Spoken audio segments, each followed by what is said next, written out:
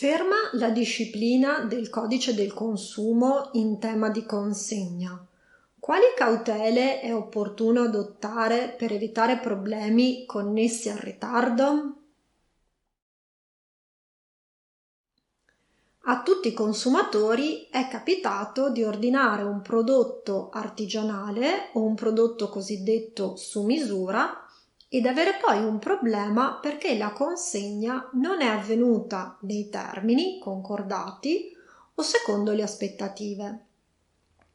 Quali cautele allora è opportuno adottare per cercare di evitare questi problemi? Sicuramente è opportuno svolgere una trattativa chiara ed esauriente e formalizzare poi tutte le circostanze che sono state discusse tra le parti nel contratto. Facciamo un esempio concreto. Il consumatore che intende acquistare un complemento d'arredo per la casa nuova avrà interesse a concordare una data di consegna quanto più prossima al trasloco che ha già programmato.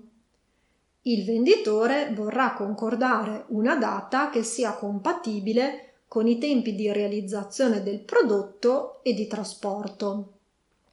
Ebbene, una volta concordata la data, sarà bene formalizzare nel contratto tutte le circostanze che le parti hanno valorizzato durante la trattativa, per qualificare il termine come essenziale. Solo in questo caso, infatti, in caso di ritardo nella consegna imputabile al venditore, il consumatore potrà invocare la risoluzione del contratto e chiedere il risarcimento del danno. Al contrario, se nel contratto è stata prevista semplicemente una data, magari indicata in maniera non precisa, in caso di ritardo nella consegna imputabile al venditore, il consumatore dovrà invitarlo ad eseguire la consegna in un termine supplementare che sia congruo rispetto alle circostanze. Solo una volta scaduto questo secondo termine potrà invocare la risoluzione del contratto e chiedere il risarcimento del danno.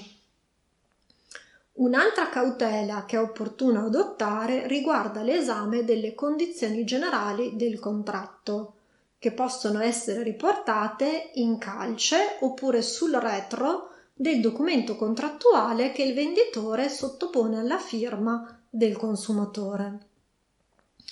Tornando al caso concreto che abbiamo fatto, le condizioni generali potrebbero prevedere la rinuncia preventiva del consumatore a sollevare contestazioni in caso di ritardo imputabile al venditore ed anche una penale a carico del consumatore per l'impossibilità oggettiva di ricevere la consegna nel termine pattuito.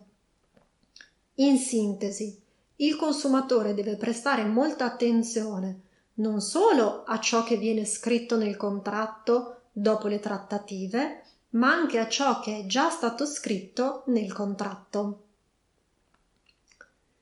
Per maggiori informazioni visitate il sito internet dello studio e seguiteci su Facebook.